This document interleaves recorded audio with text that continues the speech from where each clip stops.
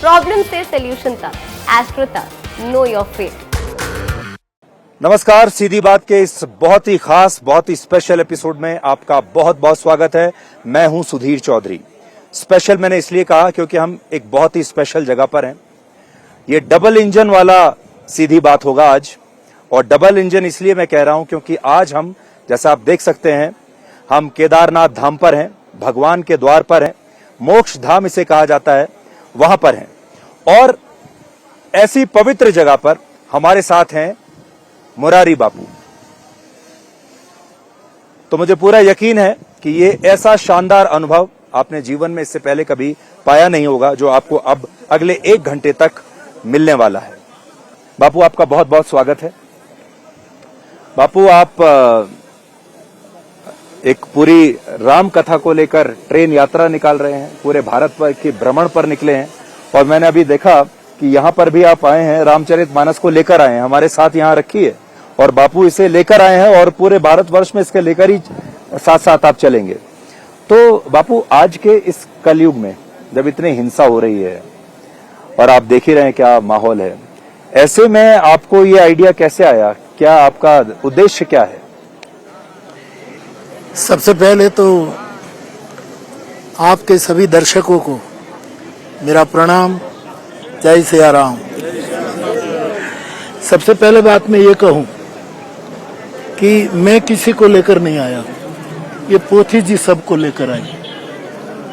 वो हमारे पीछे इसीलिए है कि हमें पुश कर रही, और रामचरितमानस सेतु का शास्त्र है सबको जोड़ने का। और आज मैं महसूस कर रहा हूं कि भगवान शिव के चरणों में बैठकर कि मैं पोथी जी हमको ले आए हैं, और मैं मेरे साथ केवल भारतवर्ष की जनता नहीं, 140 करोड़ लोग ही नहीं, लेकिन वसुधैव कुटुंबकम, पूरी वसुधा हमारा परिवार है। मैं केवल वसुधा पूर्ति भी सीमित नहीं होना चाहता, त्रिभुवनीय चेतना हमारे साथ है। तो मैं आज पहले दिन इन सभी को याद करके इस पवित्र धाम में इन सभी को बधाई देता हूँ। दूसरी बात, 12 ज्योतिर्लिंग में ये 9 दिन की कथा होगी, 12 दिन होगा।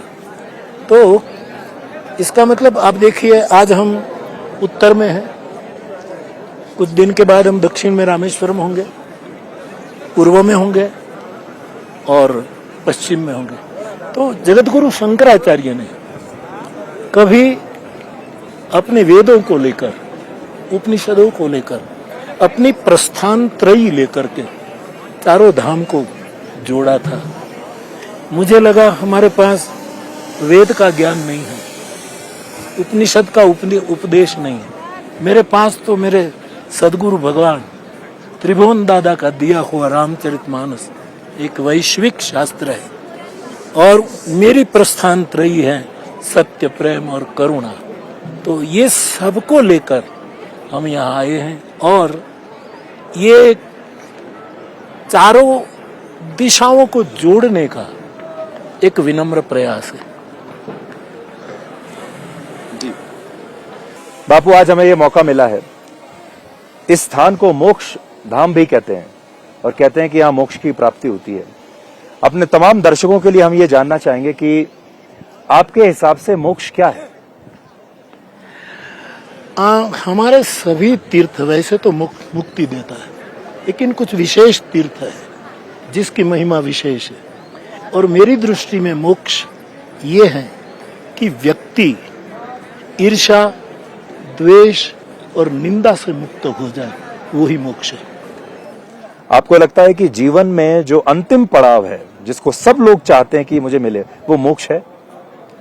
कुछ लोग चाहते हैं मोक्ष, कि हमारा अंतिम पड़ाव मोक्ष है, लेकिन जो प्रेम मार्गी है वो चाहते हैं कि मैं बार बार जन्म लेना है, हमें मुक्ति नहीं चाहिए, हमें भक्ति चाहिए। और जगतगुरु शंकराचार्य जो यहाँ से तिरोधान हुए, वो मोक्षवादी महापुरुष थे, लेकिन उसने भी दैव्यापराध समापन स्तोत्र में कह दिया कि न मोक्षस्य आकांक्षा, मुझे मोक्ष की इच्छा नहीं, मैं निरंतर जन्म जन्म शिव शिव भवानी की जपतः मैं शिव पार्वती का जप करता रहा। मेरा भी इन आचार्यों के कदमों पर यही एक बात रही कि हमें मोक्ष नहीं चाहिए, हमें इस पवित्र देश में, इस तीर्थों के देश में, इस देवताई देश में, इस सनातन धर्म की कुख में बार बार जन्म लेना है और बार बार परस्पर प्रीत, सत्य और करुणा का सेतु बनाना। आप अपने लिए कभी मोक्ष मांगते हैं? आपको भी मोक्ष चाहिए? नहीं, बिल्कुल नहीं, मोक्ष नहीं चाहिए। मैं बार बार जन्म लेना चाहता हूँ और ये देह तो मैं बार बार धरती पर आना चाहता हूँ और बार बार रामचरितमानस लेकर उसी की कथा गाना चाहता हूँ। हमारे जो आम दर्शक हैं उन्हें आप क्या मार्गदर्शन देना चाहेंगे?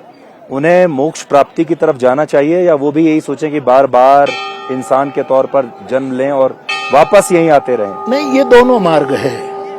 मैं किसी को बांधता नहीं, मैं सबको फ्रीडम देता हूँ, जिसको जो चाहिए, क्योंकि राम कथा मुक्तिदायी का भी है, राम कथा भक्तिदायी का भी है, राम कथा शक्तिदायी का भी है। तो मैं तो मेरे श्रोताओं को फ्री छोड़ता हूँ, वो चुनाव कर ले। उसको मुक्ति चाहिए तो मुक्ति मिलेगी, भक्ति चाहिए तो भक्ति मिलेगी, जो चाहिए वो ले, वो उसकी मर्जी पर छोड़ता हूँ। बापू, आप इस यात्रा पर ऐसे समय में निकले हैं जब राम के भी अलग अलग रूप सामने आ रहे हैं, भगवान के भी अलग अलग रूप हैं, हनुमान के भी रूप हैं, अलग अलग फिल्मों में राम के अलग रूप हैं, अलग अलग राजनीतिक पार्टियां राम के अलग अलग रूप वोटरों को बेच रही हैं। राम कथा असल में क्या है, इसको लेकर यह भी कंफ्यूजन पैदा हो गया है और इस पीढ़ी को ये कैसे बताया जाए कि असल में राम कथा क्या है? पहली बात तो ये, मैं मीडिया के थ्रू, प्रिंट मीडिया के थ्रू ये सब कुछ चल रहा है, सुनता हूँ, पढ़ता हूँ। मेरा स्पष्ट कहना है कि राम साधन बनना नहीं चाहिए, राम व्यक्ति का साध्य होना चाहिए और हम लोग उसको साधन बना करके किसी न किसी रूप से लाभान्वित होना चाहते हैं। राम क्या है वो वाल्मीकि रामायण बता सकती है, वाल्मीकि के बाद रामचरितमानस बता सकता है। हम अपनी कल्पना की उड़ान से हनुमान, राम या तो इस परम पात्रों को अपने ढंग से कोई संवाद दे दे, अपने ढंग से उसका रूप दे, मेरी दृष्टि से एक किसी के हित में नहीं। बापू, एक बात हमने देखी, हम यहाँ भगवान के दर पर बैठे हैं और मंदिरों में भी आपने देखा होगा, हमारे देवी देवताओं में भी देखा होगा आपने, लोग भगवान के पास जाते हैं कुछ मांगने के लिए, स्वार्थ के लिए जाते हैं और अपनी प्रार्थना में यही कहते हैं कि भगवान हमें ये दे दो। भगवान राम से भी यही पूछते हैं, शिव भगवान से भी यही कुछ कहते हैं कि हमें कुछ दे दो। क्या आप इसे सही मानते हैं और कितने % लोग ऐसे होंगे जो कुछ मांगे बिना अपनी श्रद्धा से जाते होंगे? पहली बात तो यह है कि ये सर्वज्ञ है, अंतर्यामी, उसके पास मांग करके उसकी सर्वज्ञता का खंडन नहीं करना चाहिए। वो सब जानता है कि मेरे मन में क्या है। तो पहला मेरा विचार तो है कि कुछ मांगना नहीं चाहिए। फिर भी लोग यदि मांगना चाहे तो इंसान जब पूरा नहीं करता है तो भगवान के पास न जाए तो किसके पास जाए? क्योंकि ये बाप का बाप बैठा है, उसी के पास जाकर ही मांगे, अपनी झोली फैलाए, अपना दामन फैलाए। इसे आप स्वार्थ की भक्ति नहीं कहेंगे कि हम अपने स्वार्थ के लिए जा रहे हैं? नहीं, कोई भक्ति की मांग करे, कोई मोक्ष की मांग करे तो इसमें स्वार्थ नहीं है, परमार्थ है। लेकिन पहले तो मैं मांगने का विरोधी हूँ। मुझे व्यक्तिगत आप कहे तो मैं यहाँ दर्शन किया तो मैंने कुछ नहीं मांगा। हाँ, आप बताइए, अभी आपने दर्शन किया, आपके क्या विचार थे? आपने कुछ मांगा, आपने कुछ भगवान से वार्तालाप किया, क्या अनुभूति थी आपकी? नहीं, वार्तालाप करने का कोई चांस नहीं था। मैं दर्शन से भरपूर हो गया, लबालब भर गया। न बोलने की कोई जरूरत, न मांगने की तो कोई जरूरत है ही नहीं, कोई सवाल ही नहीं, क्योंकि मेरे पास अक्षय पात्र है, मेरे पास कल्पतरु है, मेरे पास काम दुर्गा गाय है और इसकी रचना महादेव ने की है। रचि महेश निज मानस राखा, तो मांगने का कोई सवाल ही। और यहाँ दर्शन कर मैं जब आया, मेरे मन में कोई और विचार आता ही, मैं केवल दर्शन से तृप्त हूँ, दर्शन से। और लोगों की आंखों में श्रद्धा का दर्शन करता हूँ कि क्या लोग इतनी कठिन यात्रा करके भी क्या निष्ठा है, क्या आस्था है, वो लेकर यहाँ आते हैं। इनकी आंखों को पड़ता। तो आपने मांगा कुछ नहीं? कुछ नहीं। आप कहो तो आपके लिए कुछ मांगू। आप तो सीधे जा भी नहीं सकते हैं। अगर आपके जरिए जाएंगे, आपके थ्रू जाएंगे, तो शायद भगवान ज्यादा अच्छी प्रार्थना सुन पाएंगे। नहीं, मेरे जरिए जाएगा तो किसी को मांगने की जरूरत ही नहीं पड़ेगी।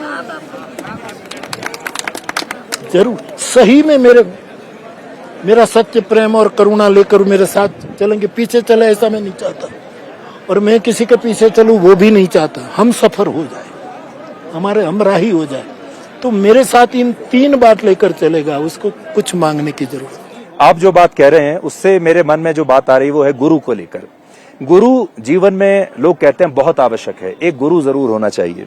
और आप भी अक्सर गुरु के महत्व के बारे में कहते हैं कि या तो गुरु पे छोड़ दो और या गुरु को छोड़ दो।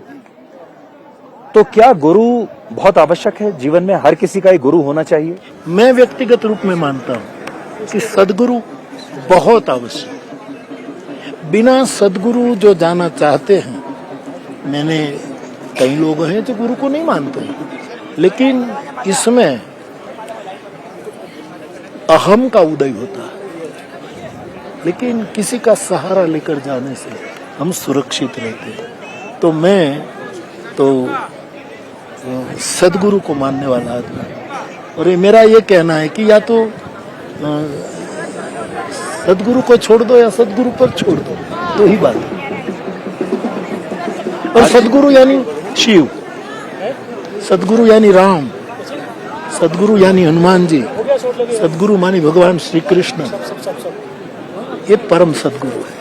आपके मुताबिक शिव क्या है?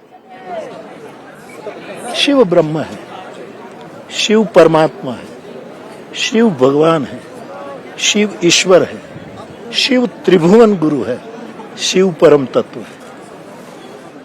और हम शिव तक कैसे पहुंचे? देखिए, हम इतना ही कर सकते हैं कि हम केदारनाथ धाम आ गए, हमने दर्शन कर लिए, हमने पूजा कर ली, जिसने जो बताया हमने कर लिया। बट असल में उन तक कैसे पहुंचे, और हम अभी भी नहीं जानते कि हम अभी जो दर्शन करके आए भी हैं तो हम वहां तक पहुंचे भी हैं या नहीं। ये प्रक्रिया आंतरिक है। ये कोई स्थूल शरीर से कहीं पहुंचना नहीं है, ये भीतरी प्रक्रिया है। और जब हम हमारे देश के ये 12 ज्योतिर्लिंग को ज्योति के रूप में देखते हैं, तो हम अंधेरा लेकर आए थे, प्रकाश लेकर जा रहे हैं। प्रत्येक के अंदर एक शिवलिंग बैठा है। जो बाहर का घना अंधेरा, हमारा स्वार्थ, हमारे अनेक प्रकार के आशय, इस घने अंधेरे ने इस हमारे मूल स्वरूप को दबाए रखा है। तो यहाँ से ज्योति लेकर जाना है। तमसो माँ ज्योतिर्गमय। बापू, आजकल जैसे मैंने गुरु की बात की, गुरु तो बहुत सारे हैं, लेकिन आजकल सब सोशल मीडिया वाले गुरु हैं। आजकल प्राइवेट जेट वाले गुरु हैं। आजकल उनके लिए जो पहले साधु संत जंगल में जाया करते थे, वन में जाते थे, अब उनका जो वन है वो सोशल मीडिया ही है। क्या ये गुरु हमें भगवान तक पहुंचा सकते हैं? नहीं, कौन क्या करता है इसमें मैं न जाऊं। सबके अपने विचार होते हैं, सबके अपने अपने मनीषा होती है, सब अपने अपने हेतु होते हैं। सबको प्रणाम। पर आजकल आप देख रहे हैं बहुत लाखों की भीड़ उमड़ कर जाती है अलग अलग बाबाओं के पास, और बहुत सारे गुरु, धर्म गुरु ऐसे हैं जो चमत्कार दिखाते हैं। वो बताते हैं आपके मन में क्या है आपको बता देंगे, भविष्य में क्या होने वाला है वो बता देंगे, आपकी कोई मनोकामना है तो उसको पूरा कर देंगे। उन्हें आप धर्म गुरु मानते हैं, उन्हें चमत्कार वाले गुरु मानते हैं? नहीं, ये प्रश्न मुझे न पूछिए, उसी को ही पूछिए, वो अपने आप को क्या कहते हैं। मैं कोई गुरु नहीं हूं, मैं केवल मुरारी बापू, विशेषण मुक्त, न कोई आगे न कोई पीछे। मैं मुरारी बापू हूं और दुनिया को प्यार करता हूं। आपके भक्त जब आपके पास आते हैं, आपके अनुयायी जब आपके पास आते हैं, क्या वो आपसे ये उम्मीद करते हैं कि आप उनके मन को पढ़ लेंगे, आप उनकी जीवन की परेशानियों को पढ़ लेंगे और फिर उसको दूर कर देंगे, उनको जो भी तकलीफ है उसे आप दूर कर देंगे, या आप किसी ज्योतिषी की तरह उनका हाथ पढ़ लेंगे, माथा पढ़ लेंगे और बताएंगे कि भविष्य में क्या होने वाला है? नहीं, मैं इस बारे में कुछ नहीं जानता। मैं केवल मोहब्बत जानता हूँ। मेरी व्यासपीठ से मोहब्बत करेगा वो भर जाएगा, क्योंकि मैं उनसे मोहब्बत करता हूँ। न मैं भविष्यवेता हूँ, न किसी की मन की जानता हूँ। ये सब अपने आप दौड़े आते हैं। न हमारा कोई नेटवर्क है, न हमारा कोई मंडल है, न हमारा कोई ग्रुप है। मैं और मेरी पोथी, हम दोनों घूम रहे हैं। बट बापू, आपके इतने जो लाखों अनुयायी हैं, ये किस चीज से प्रभावित होकर आपके इतना पीछे पीछे चलते? देखिए, यहाँ भी हजारों लोग आ गए आपके पीछे पीछे। आपकी किस खूबी से ये प्रभावित होते हैं? और आपसे भी तो ये कुछ उम्मीद रखते होंगे। जैसा मैंने कहा कि सब लोग जीवन में कुछ ना कुछ परेशानी लेकर घूम रहे हैं और वो उसका समाधान चाहते हैं। नहीं, पहली बात तो है कि मेरा कोई अनुयायी नहीं, मेरे कोई फॉलोअर्स नहीं, इसलिए मैं सालों से कहूँ मेरे सब फ्लावर्स, फॉलोअर्स कोई नहीं। मेरी व्यास वाटिका के, मेरी विश्व वाटिका के ये पुष्प है, और ये पुष्प इतना ही यदि वो पुष्प है तो जो मैं जिसको मैं पुष्प कहता हूँ, यदि वे पुष्प है तो किसी से कुछ नहीं चाहेगा, शिव पर चढ़ जाएगा और अपनी खुशबू बिखारेगा। आप अक्सर ये कहते हैं, और मैं आपसे भी जानना चाहता हूं, आप पैसा नहीं लेते। अब आप पैसा किसी से कुछ नहीं लेते, लेकिन अब ये यात्रा आप निकालेंगे इतनी बड़ी, इतने बड़े बड़े आप आयोजन करते हैं, तो इसके लिए आपके पास धन कहां से आता है जब आप कोई पैसा लेते ही नहीं, आप छूते नहीं पैसे? नहीं, ये मैं कोई आयोजन करता ही नहीं, मनोरथ ही करते हैं। कोई तनुजा सेवा करते हैं, कोई मानसी सेवा करता है, कोई वित्तजा सेवा करते हैं। मैं तो, मेरे पास का, मैं किसी से एक पैसा लेता नहीं। मुझे ले आए, छोड़ दे। गंगा जल मेरे साथ होता है, और हवा में हनुमान जी की लेता हूँ, जल गंगा का पीता हूँ, रोटी मेरे नसीब की पाता हूँ, पोथी मेरे दादा की दी हुई है। ये मनोरथी लोग योजना करते हैं और मेरे आत्मा में बात बैठती है, तो मैं पोथी जी लेकर चढ़ पड़ता, क्योंकि मेरे पास पैसे में किसी लेता नहीं, और मेरे पास खर्चा करना का कोई कारण नहीं बनता। आप कितना पैसा खर्चे हैं दिन में? आपका कितना खर्चा होता होगा? वो तो मनोरथियों को पूछे आप। आपका मैं कभी पूछता ही नहीं। मैं कभी नहीं पूछता कि क्या हुआ, कितना खर्चा हुआ। ये सब प्रामाणिकता से इसका उपयोग करते हैं। आपका अपना निजी खर्चा कितना होगा दिन का या महीने का? मेरा कोई निजी अपना खर्चा? कोई खर्चा नहीं, कोई खर्चा, मेरा कोई खर्चा। मैं 3 पेयर कपड़े रखता हूँ, 2 मेरे बैग में होता हूँ, 1 पहना, 3 काली शॉल रखता हूँ, 2 बैग में, 1 यहाँ, 3 रामनामी रखता हूँ, 2 उसमें। और वो भी मेरा कोई न कोई पुष्प, वो कभी न कभी मेरे टेलर से जाकर खादी लेकर सिलवा कर दे। मेरा कोई खर्चा नहीं। आप हमेशा इसी तरह के परिधान पहनते हैं, ब्लैक एंड व्हाइट। मेरा शो का नाम भी ब्लैक एंड व्हाइट ही है। Thank you. और आज हम बिल्कुल ब्लैक एंड व्हाइट वाली ही मुद्रा में हैं, पर आप हमेशा ये काली शॉल लेते हैं, सफेद कपड़े पहनते हैं, इसके पीछे क्या कारण है? Black and white. तो आप जीवन को और पूरी दुनिया को ब्लैक एंड व्हाइट में देख पाते हैं और फिर दिखा भी सकते हैं। मैं तो मेरे लिए देखता हूँ, दुनिया के लिए कुछ। मेरे में ब्लैक क्या है वो देखता हूँ, मेरे में व्हाइट क्या है देखता हूँ। व्हाइट बढ़ाता जा रहा हूँ, ब्लैक कम करता जा रहा हूँ। इसलिए बाल भी काले कम कर दिए, दाढ़ी सफेद कर दी। देखिए, अब सब सफेद ही हैं, बाल भी सफेद है और दाढ़ी भी सफेद है। सब होता जा रहा है। बापू, आजकल जो माहौल है, लोग अब ये कहते हैं कि अध्यात्म भी एक उद्योग बन चुका है। जैसा मैंने आपको कहा, आजकल जो भी कुछ हो रहा है, अध्यात्म एक उद्योग बन गया है।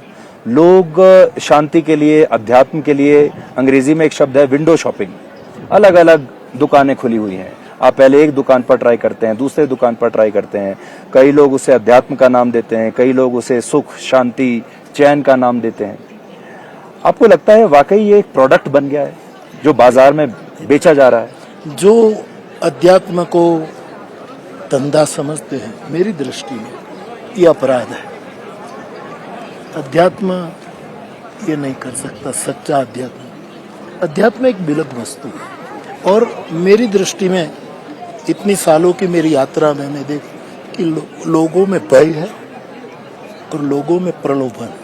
ये प्रलोभन और भय विंडो शॉपिंग कराता है कि यहाँ जाऊं तो मेरा भय चला जाए, यहाँ जाए तो मेरी उम्मीदें पूरी हो जाए। ये सब अपनी अपनी रीत है, लेकिन अध्यात्म उद्योग नहीं, कतई अध्यात्म उद्योग नहीं। कथा की अगर बात करें बापू, तो दो तरह की कथाएं अब हमारे समाज में है। एक वो कथा, सकारात्मक कथा, जो आप सनातन धर्म की कथा जो आप सुनाते हैं। दूसरी कथा हमारी आ रही है टीवी के जरिए, ओटीटी प्लेटफॉर्म्स के जरिए, इंटरनेट के जरिए, जो आप सुनते हैं आजकल जो वेब सीरीज जो आ रही हैं, उसमें नकारात्मक कथा है। और हमारा जो युवा है वो ज्यादातर नकारात्मक कथा देख रहा है, जिसमें शॉर्टकट की बातें होती हैं, बिना मेहनत किए कैसे रातों रात अमीर बन सकते हैं, उसकी बातें होती हैं। अब इन दो कथाओं में क्लैश है। कहीं ऐसा तो नहीं कि ये जो कथा है आपके वाली, ये भी धीरे धीरे धीरे विलुप्त होती चली जाएगी दुनिया से? नहीं, मैं नकारात्मक विचारों से बहुत दूर रहता हूँ। मेरी सोच हकारात्मक है और मैं स्वीकार का आदमी हूँ। मैं किसी को सुधारने के लिए नहीं निकला, सबका स्वीकार है। और हमेशा देर लगती है, कुछ समय ऐसा लगे कि नेगेटिव तत्व हावी हो रहे हैं, लेकिन इतिहास देखिए, पुराण देखिए, अपनी पूरी सनातन नेगेटिव सदा हारे हैं, पॉजिटिव सदा जीते हैं। आप राजनीति में कोई दिलचस्पी रखते हैं? ना, बिल्कुल। मेरे पास इतना बड़ा आध्यात्मिक क्षेत्र है, मेरे पास व्यास गादी है, राजगादी की कौन सोचे। लेकिन इससे बहुत फर्क पड़ता है कि देश में किसका शासन है, प्रधानमंत्री कौन है, मुख्यमंत्री कौन है, उसकी नीतियां क्या हैं, वो किन संस्कारों को सरकार बढ़ावा देती है। अब जैसे मोदी जी हैं पीछे 10 साल से, अब 10 साल होने वाले हैं, क्या आपको ऐसा लगता है कि ये 10 साल में जहां तक हमारे संस्कारों का सवाल है, जहां तक हमारी संस्कृति का सवाल है, हम लोग वापस अपनी संस्कृति की तरफ आए हैं? मैं भारत का नागरिक होने के नाते अखबार पढ़ता हूँ और इससे राजनीति में क्या हो रहा है, सरकार क्या कर रही है, सब विभाग क्या क्या कर रहे हैं, उससे थोड़ा कुछ परिचित रहता हूँ।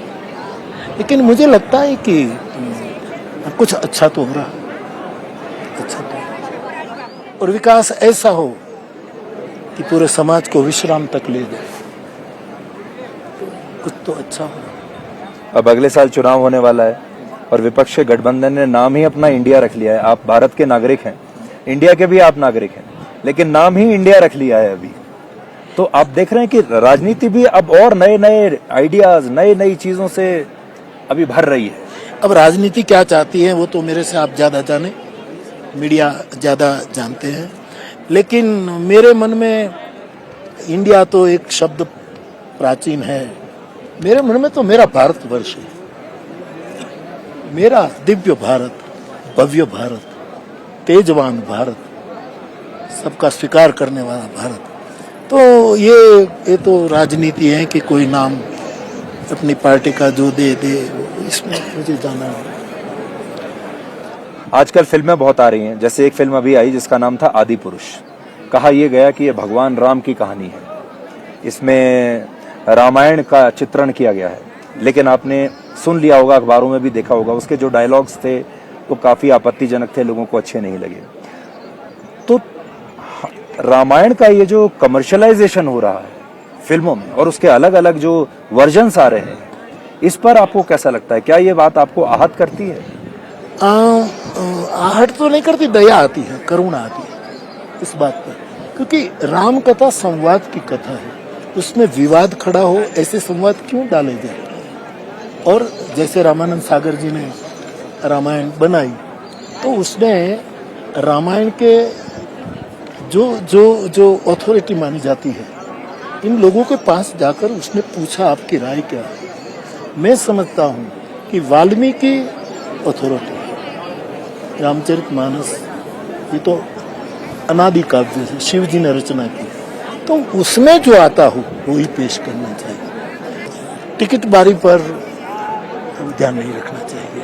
ये महादरवाजा है, महादिशा खोलने वाला ग्रंथ है, वो नजर में रखकर करना चाहिए। तो दया आती है कि हमारे देश में हमारे पात्रों को ऐसे फनी क्यों बनाया जा रहा है, ऐसे संवाद उसके मुंह में क्यों दिया जाए। तो मैं विनय से कहना चाहूंगा कि ऐसा करने वाले इससे बचे। लेकिन आपने ये भी देखा कि ये सब चीजें जो प्रयोग होते हैं ये सनातन धर्म के साथ ही होते हैं, चाहे फिल्मों में हो, चाहे किताबों में हो, सब प्रयोग सनातन धर्म के साथ हो रहे हैं। और किसी धर्म के साथ इस तरह के प्रयोग करने की हिम्मत हमारे जो आर्टिस्ट हैं, हमारे जो लेखक हैं, हमारे जो क्रिएटिव लोग हैं, किसी की हिम्मत नहीं है। चाहे वो अपने आप को कितना भी लिबरल कहें, कितना भी ये कहें कि हमें एक आर्टिस्टिक फ्रीडम होनी चाहिए, लेकिन ये सारी फ्रीडम वो सनातन धर्म पर प्रयोग करना चाहते हैं। सनातन धर्म इतना उदार है कि क्षमा करता जा रहा है। बाकी सब भीरू लोग हैं, जो लोग ऐसा करते हैं डरपोक लोग हैं। जहाँ सत्य होगा वहाँ ही अभय होगा। तो अपने धर्म की उदारता का गैरलाभ ले रहे हैं और सब जानते हैं कि किसी का नाम लिए बिना को किसी और के लिए कुछ भी जरा करे तो क्या हाल होता है, दुनिया जानती है।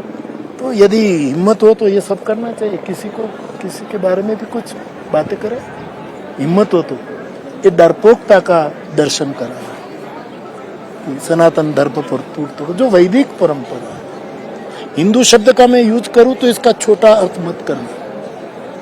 हिंदू हमारे धर्म की व्याख्या है गगन सिद्धांत, आकाश जितना चौड़ा, ये हमारी सनातनता है। तो डर रहे हैं और एक दिन में कोई ऐसी टिप्पणी करे तो आप जानते हैं कि क्या हाल हो जाएगा। हाँ, अगर मान लीजिए कर दें तो अभी सर तन से जुदा हो जाएगा। बिल्कुल। तो क्या ये कोई डरने की बात है? हम जो सनातन धर्म के लोग हैं वो इससे कैसे पार पाएं, क्या करें?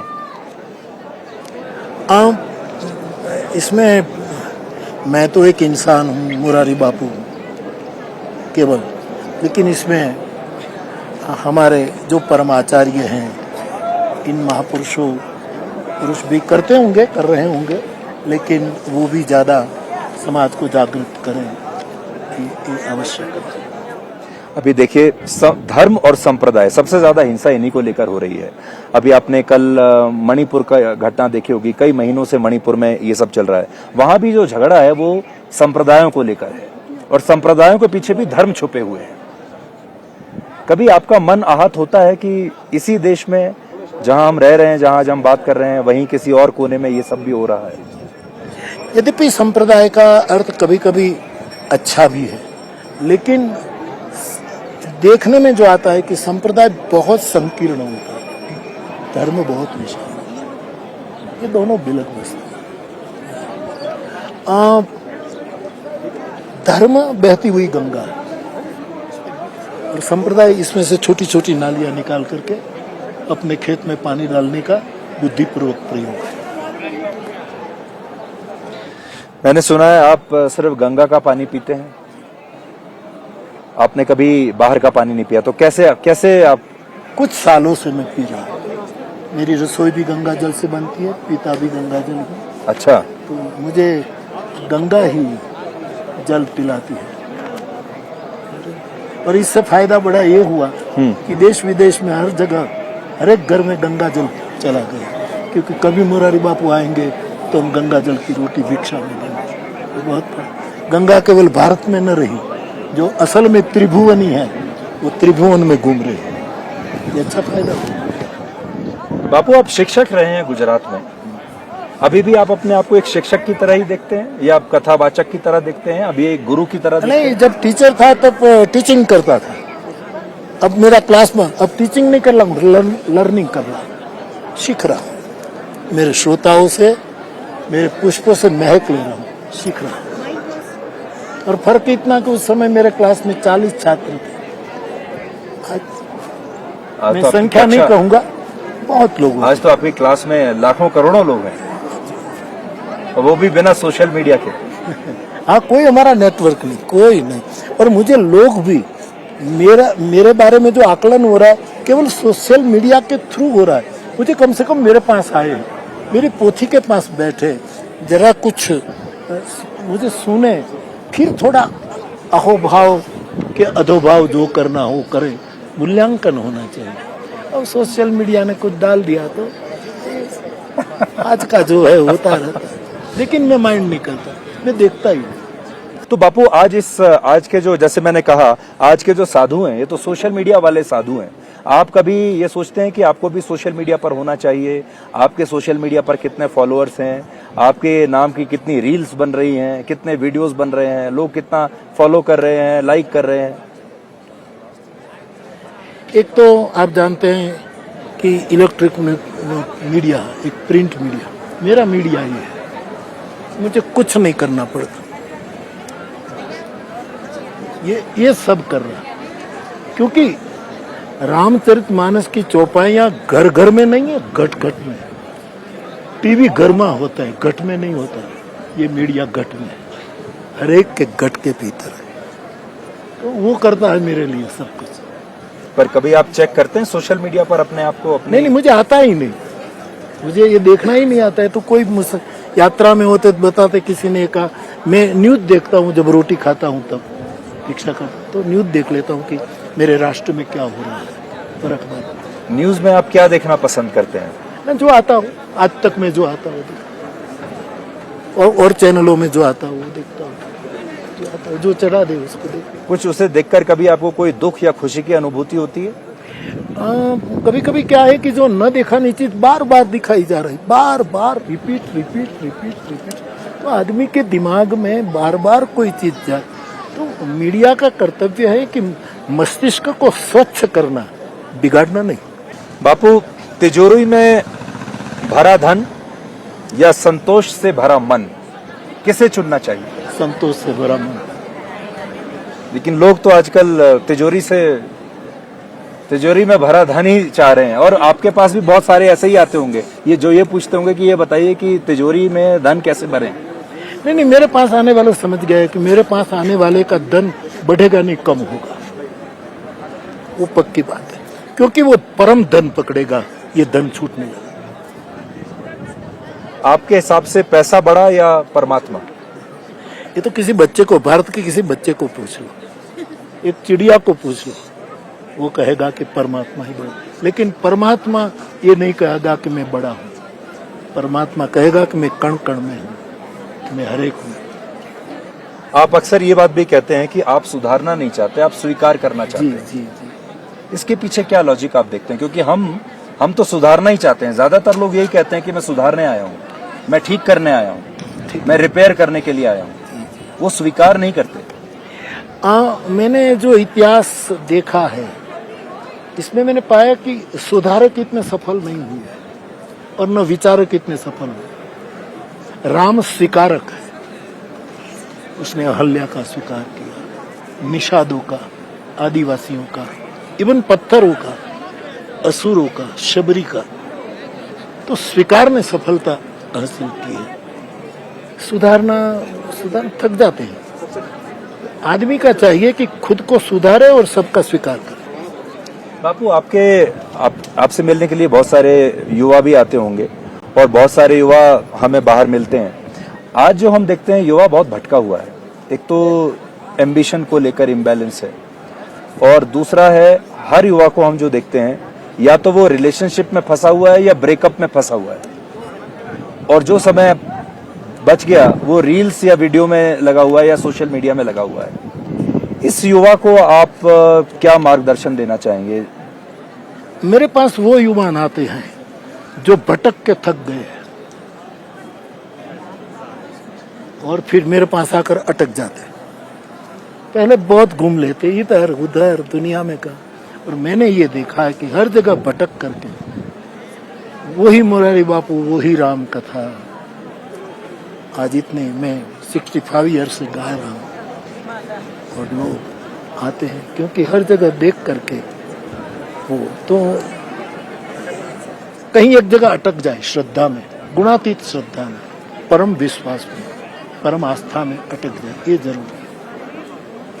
हमने ये भी देखा आजकल बापू कि जो धर्म गुरु हैं या जो मार्गदर्शक हैं, वो पावर सेंटर भी बन जाते हैं, और पावर सेंटर ऐसे बनते हैं कि उनके यहाँ बड़े बड़े नेताओं का, मंत्रियों का आना जाना हो जाता है। उनके यहाँ बड़े बड़े सेलिब्रिटी, फिल्म स्टार, बड़े बड़े उद्योगपति आते हैं, और फिर ये किसी भी धाम की जो असली ताकत है वो इस बात से आंकी जाती है कि यहाँ कितने बड़े बड़े लोग आते हैं। फिर सोशल मीडिया पर पोस्टर बनाकर उनका प्रचार किया जाता है कि ये बड़े लोग यहाँ आते हैं तो फिर हम भी चलें। देखो, आज हम बैठे, आप और मैं, ये परस्पर प्रीति से बैठे। परस्पर प्रीति कई प्रकार की होती है, इनमें यह भी एक परस्पर प्रीति है, धर्म और पावर, पॉलिटिक्स और धर्म, ये भी एक परस्पर प्रीति, एक दूसरे के आधार पर एक दूसरे चलते हैं। लेकिन सबको धर्माश्रित होना चाहिए। आज धर्म दूसरों का आश्रित होता जा रहा है, ये देश का दुर्भाग्य है, दुर्भाग्य। पहले धर्माश्रित राज्य था, आज छोटे छोटे धर्म राज्याश्रित होते जा रहे हैं। ये दृश्य अच्छा नहीं। वो इसलिए शायद क्योंकि धर्म वोट दिलाता है। कहने की सबकी अपनी अपनी रीत है, वो क्या चाहते हैं।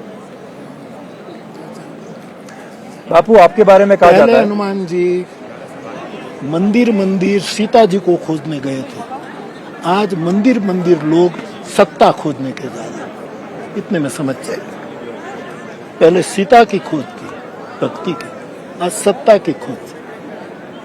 कभी किसी को देखा नहीं था मंदिर में, सब क्यों? सीता को खोजने कि सत्ता को खोजने, वो आप निर्णय करें। आप 77 वर्ष के हैं, आजादी से पहले आपका जन्म हो गया था, जब गुलाम भारत में आपका जन्म हुआ। जी, कभी आपने सोचा, और आपने सारे दौर देखे आजादी के बाद, अलग अलग जो फेज आए, राजनीति बदली, क्या आपने कभी कल्पना की थी कि आज जहां 2023 में हम जो बैठे हैं, जिस तरीके से सब कुछ चल रहा है, व्यवस्था है, राजनीति है, मॉरल वैल्यूज हैं, ये कभी आपको ऐसा देखने को मिलेगा? और आप तब भी अपने उसी रूप में रहेंगे? आदमी को सहज रहना चाहिए। आदमी में हिम्मत हो तो उसको मौसम बदले वो ठीक नहीं, आदमी मौसम को बदल दे। वो तेज है, वो कृपा है, वो करुणा। तो हम, समाज बदलता जाता है, इससे हम अपने आप को नहीं बदलते। हम गंगा दुनिया कितनी बदल जाए, अपनी धारा नहीं बदलती। यमुना अपनी धारा नहीं बदलती। अध्यात्म अपना एक राजमार्ग है, ये छोटी छोटी पगडंडियों पर नहीं जाता। पर अब गंगा में भी क्रूज चलने लगे हैं, गंगा में भी गंगा भी कमर्शियल हो गई है, गंगा का जो गंगा जल है वो भी बाजार में बिकने लगा है। ऐसे में जब गंगा जल बाजार में भी बिक रहा है एक प्रोडक्ट की तरह, और गंगा के साथ जो आस्था है, वो दोनों साथ साथ कैसे चले? नहीं, ये गंगा जी की मुझे चिंता जरूर है, क्योंकि मैं, ये गंगा जो है ये सनातन धर्म की साक्षी है। भारत में क्या होना चाहिए, क्या हो रहा है, ये सबकी साक्षी गंगा है। इसलिए कैसे भी वो प्रदूषण से मुक्त होनी चाहिए।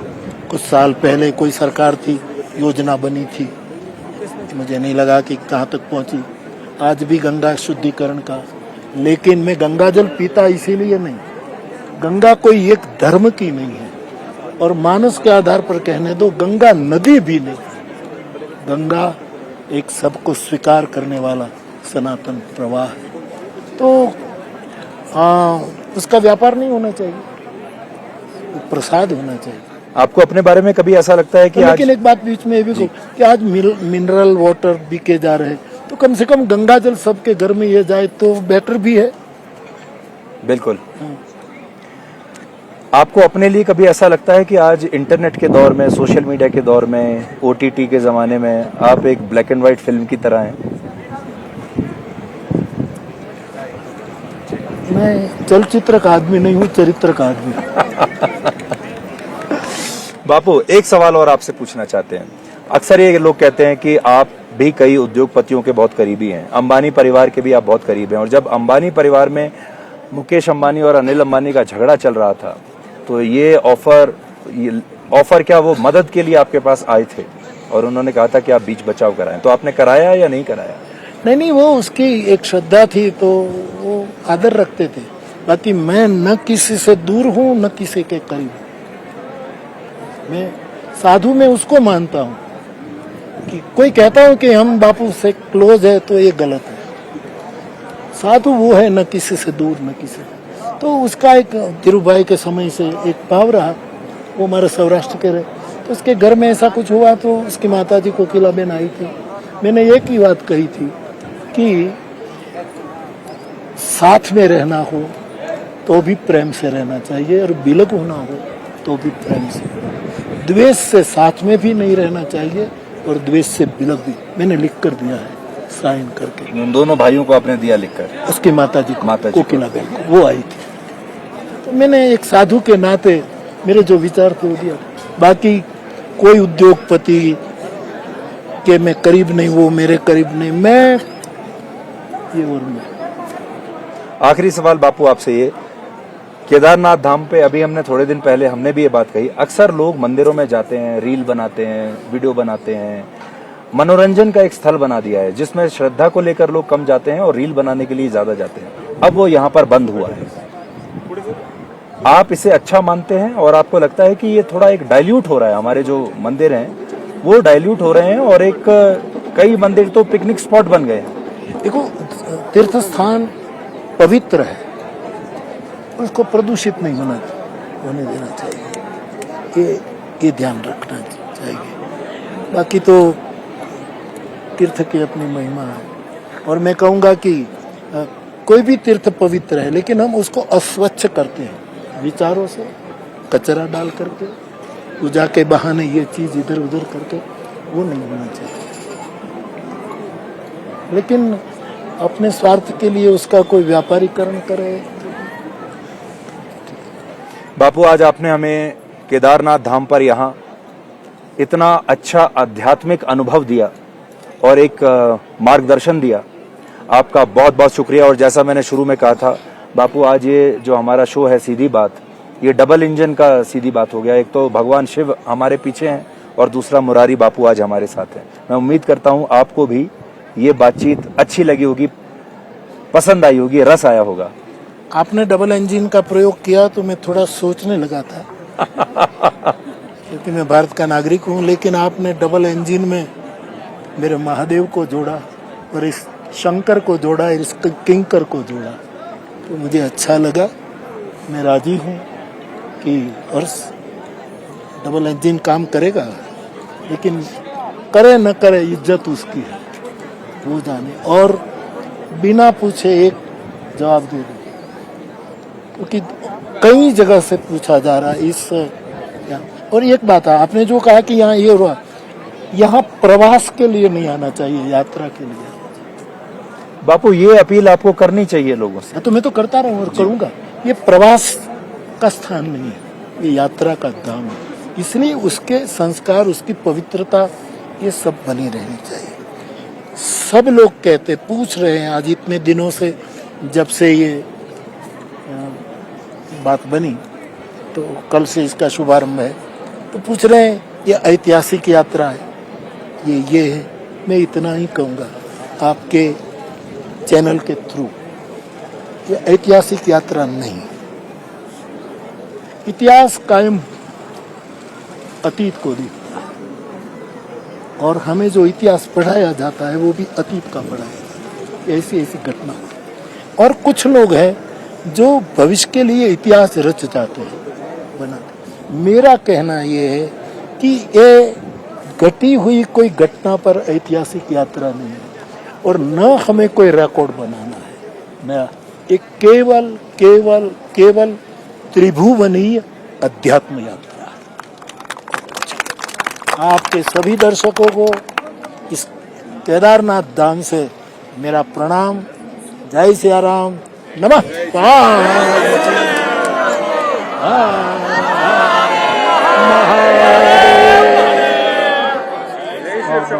खुश रहो।